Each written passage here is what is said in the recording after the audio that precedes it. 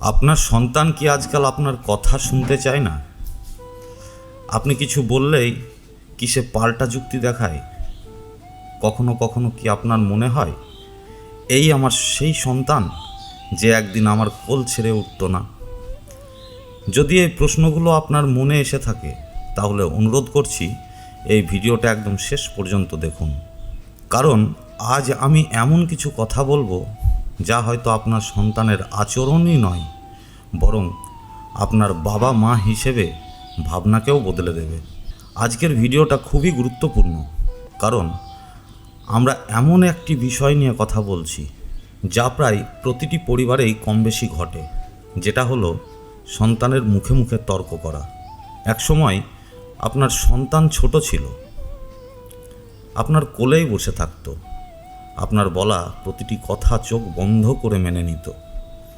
কিন্তু সময় বদলেছে, বয়সও বেড়েছে, আর তার সঙ্গে সঙ্গে সন্তানের আচরণেও পরিবর্তন এসেছে। এখন আপনি কি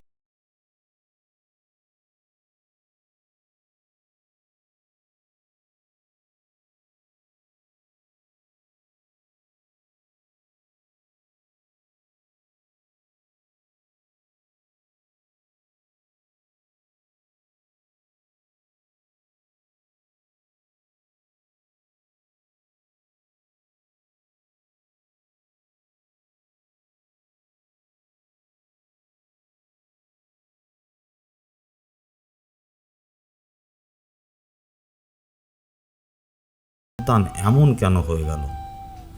আমি আপনাকে একদম পরিষ্কার করে বলছি, এই পর্যায়টা খুবই স্বাভাবিক। এটা সন্তানের বেড়ে ওঠার একটা মানসিক ধাপ। এই সময় সন্তান নিজের আলাদা পরিচয় খুঁজতে চায়, সে বুঝতে শেখে তারও মতামত আছে, তারও কথা বলার অধিকার আছে। কিন্তু সমস্যা তখনই তৈরি হয় যখন আমরা এই পরিবর্তনটা ভুলভাবে হ্যান্ডেল করি। সন্তান যখন তর্ক করে, আমাদের প্রথম প্রতিক্রিয়া কি হয়? আমরা রেগে যাই, আমরা চেঁচাতে লাগি, আমরা কড়া ভাষায় কথা বলি, কখনো কখনো মারধর পর্যন্ত করি। কিন্তু আপনি কি জানেন এই প্রতিক্রিয়াগুলি সন্তানের মনে কি বার্তা দেয়? সে তখন মনে মনে ভাবে, আমার কথা বলার কোনো মূল্য নেই, জোরে কথা বললেই হয়তো জেতা যায়। বাবা মা মানেই একটা ভয়, আর তখন তর্ক কমে না, বরং আরও বেড়ে যায়। আজ আমি আপনাকে শেখাবো না কিভাবে সন্তানকে চুপ করাতে হয়, বরং আমি দেখাবো কিভাবে সন্তানকে বুঝতে শেখানো হয়, কিভাবে তর্ককে পরিবর্তনের রূপ দেওয়া যায়। এটা কোনো জাদু নয়, এটা একদিনে হবেও না, কিন্তু আপনি যদি ধাপে ধাপে এই কৌশলগুলোকে ব্যবহার করেন তাহলে হয়তো একদিন আপনি নিজেই অবাক হবেন, আপনার সন্তান আগের চেয়ে আরও বুঝদার হয়ে উঠেছে। প্রথম এবং সবচেয়ে গুরুত্বপূর্ণ কৌশল, এই রকম অবস্থায় আপনি নিজেকে শান্ত রাখুন। শান্ত মানে চুপ থাকা নয়, শান্ত মানে সব মেনে নেওয়াও নয়। শান্ত মানে হচ্ছে নিজের আবেগকে নিয়ন্ত্রণে রাখা। যখন সন্তান মুখে মুখে তর্ক করে, আপনি যদি সেই মুহূর্তেই রেগে যান তাহলে আপনি নিজেও তর্কের একটা অংশ হয়ে পড়বেন। তখন আর বাবা সন্তানের সম্পর্ক সেখানে থাকবে না, তখন সেটা হয়ে যায় কে জিতবে সেই লড়াইয়ে। তখন আপনি সেই লড়াইয়ের একটা প্রতিদ্বন্দ্বী হয়ে দাঁড়াবেন। কিন্তু আপনার লক্ষ্য তো জেতা নয়, আপনার লক্ষ্য হলো সন্তানকে শেখানো।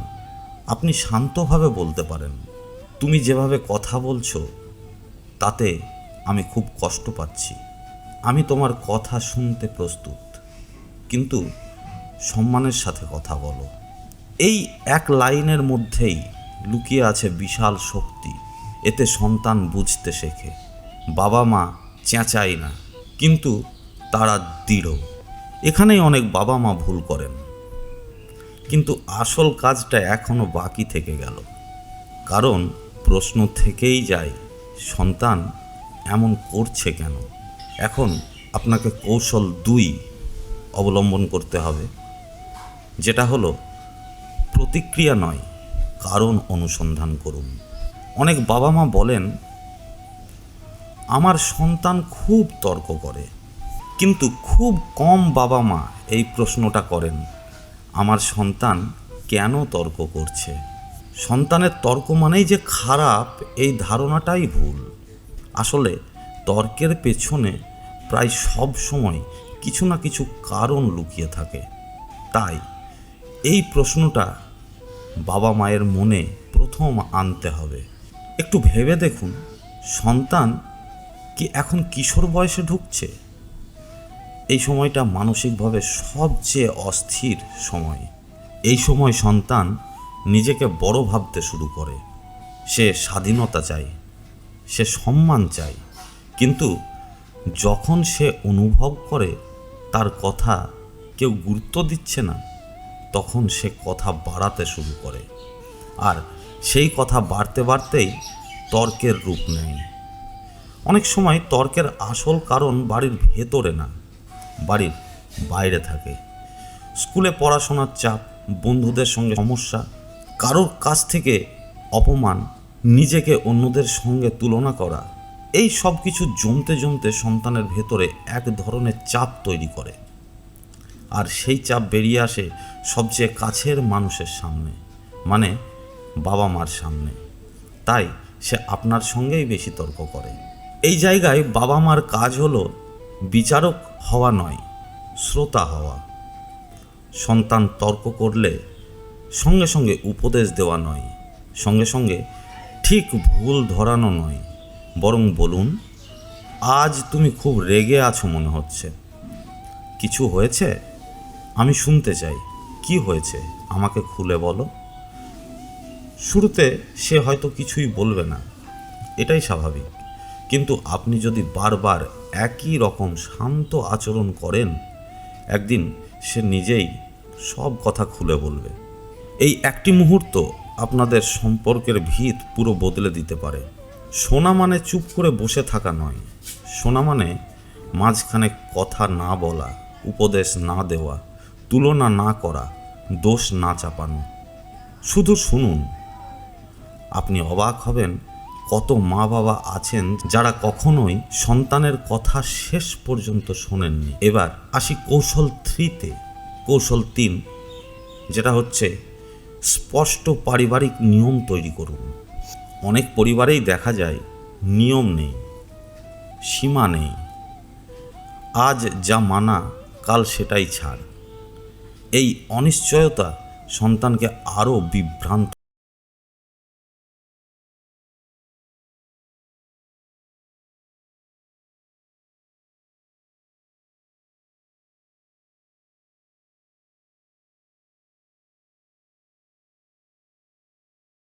সম্মানের সাথে কথা বলবে। চেঁচামেচি হলে আলোচনা বন্ধ। মতামত দেওয়া যাবে, কিন্তু চূড়ান্ত সিদ্ধান্ত বাবা মার। এই নিয়মগুলো শুধু সন্তানের জন্য নয়, বাবা মার জন্য। আমরা সবচেয়ে বড় ভুল যেটা করে থাকি, সেটা হলো অনেক বাবা মা নিয়ম বানান কিন্তু নিজেরাই মানেন না। নিজেরা চেঁচান কিন্তু সন্তানকে বকেন। এতে সন্তান শেখে নিয়ম আসলে গুরুত্বহীন। তাই আপনি যা চান, আগে নিজে তা করুন। আমরা কিভাবে সঠিক উপায়ে নিয়ম বানাবো, বা সেই নিয়মগুলো সন্তান কিংবা আমরা নিজেরা সেটাকে মানব, আসুন এই জিনিসটা একটু বুঝি। নিয়ম ভাঙলে হঠাৎ রেগে যাবেন না। শান্তভাবে বলুন, আমাদের বাড়ির নিয়মটা মনে আছে তো? এই একটি প্রশ্নই সন্তানকে থামিয়ে দিতে পারে। বেশিরভাগ বাবা মার ভুল ধারণা, শাস্তি দিলেই সন্তান ঠিক হয়ে যাবে। কিন্তু বাস্তবতা হলো, শাস্তি সন্তানকে শুধু ভয় শেখায়, দায়িত্ব শেখায় না। তাই দরকার শাস্তি নয়, যুক্তিসঙ্গত ফলাফল। ফলাফল মানে আচরণের সঙ্গে যুক্ত একটি স্বাভাবিক পরিণতি। যেমন সন্তান যদি অসম্মানজনক ভাষায় কথা বলে তাহলে সেই মুহূর্তে আলোচনা বন্ধ থাকবে। সন্তান যদি রাগের মাথায় চেঁচায়ও তাহলে আজকের জন্য তোমার পছন্দের খেলা বা মোবাইল বন্ধ থাকবে। এতে সন্তান বুঝতে শেখে আমার আচরণের ফল আছে। এটা শাস্তি নয়, এটা শিক্ষা। এখানে একটা গুরুত্বপূর্ণ বিষয়, ফলাফল কখনো রাগ থেকে দেবেন না, আগেই ঠিক করা থাকতে হবে। রাগ থেকে দেওয়া সিদ্ধান্ত শাস্তিতে পরিণত হয়, আর শাস্তি থেকে সন্তান শেখে না। কৌশল 5, ভালো আচরণের প্রশংসা করুন। এখন আসি সবচেয়ে শক্তিশালী কৌশলে। আপনি জানেন কি, যে আচরণে আমরা মনোযোগ দিই সেই আচরণই বাড়ে। সন্তান তর্ক করলে আমরা প্রচুর মনোযোগ দিই, কিন্তু যখন সে শান্তভাবে কথা বলে,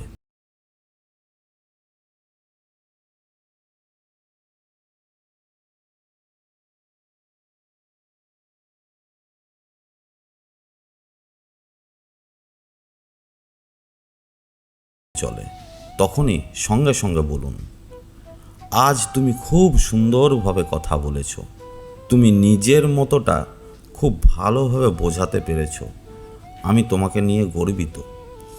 এই ছোট্ট ছোট্ট বাক্য সন্তানের ভেতরে আচরণ বদলানোর শক্তি যোগায়। আর যখন সে রেগে যায়, মুখে মুখে তর্ক করে, একবার শান্তভাবে বলুন, এইভাবে কথা বললে আমি কথা চালিয়ে যাব না। তারপর চুপ থাকুন। এই নীরবতা সন্তানকে দেখায় খারাপ আচরণে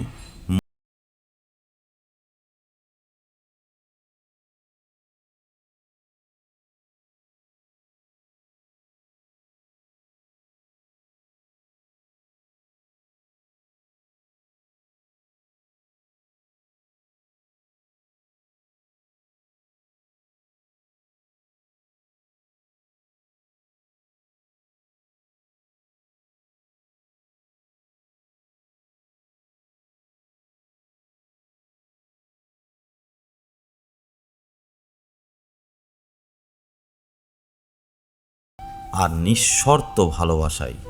আপনি যদি খুব কঠোর হন, সন্তান ভয় পাবে কিন্তু বদলাবে না। আপনি যদি খুব নরম হন, সন্তান দিক হারাবে। তাই মাঝামাঝি পথটাই সবচেয়ে সঠিক। আপনার সন্তানের সঙ্গে সম্পর্কই তার ভবিষ্যতের ভিত্তি। আজ আপনি যেভাবে তার সঙ্গে কথা বলছেন, যেভাবে তাকে শুনছেন, যেভাবে তাকে সম্মান দিচ্ছেন, সেটাই সে বড় হয়ে নিজের জীবনে ব্যবহার করবে। পরিবর্তনে একদিনে আসে না, কিন্তু আপনি যদি আজ থেকেই এই কৌশলগুলো ধাপে ধাপে ব্যবহার করেন, একদিন নিজেই অবাক হবেন। আপনার সন্তান আরও বুঝদার হয়েছে, আরও শান্ত হয়েছে, আরও দায়িত্বশীল হয়েছে। তাই এই ভিডিওটি যদি আপনাকে নতুন করে ভাবতে শেখায়, তাহলে এখনই একটি লাইক দিন। আপনি একজন অভিভাবক হিসেবে কোনো সমস্যার মুখোমুখি হচ্ছেন, কমেন্টে লিখে জানান। আমি পড়ব আর উত্তর দেওয়ার চেষ্টা করব। আর এমন বাস্তব কাজের পেরেন্টিং ও লাইফ গাইড ভিডিও পেতে চ্যানেলটি সাবস্ক্রাইব করতে ভুলবেন না। এই ভিডিওটি অন্য কোনো বাবা মার জীবনে উপকার করতে পারে, তাই চাইলে শেয়ারও করতে পারেন। ভিডিওটি শেষ পর্যন্ত শোনার জন্য ধন্যবাদ। ঈশ্বর আপনার পরিবারকে শান্তি, ধৈর্য আর ভালোবাসায় ভরিয়ে রাখুন।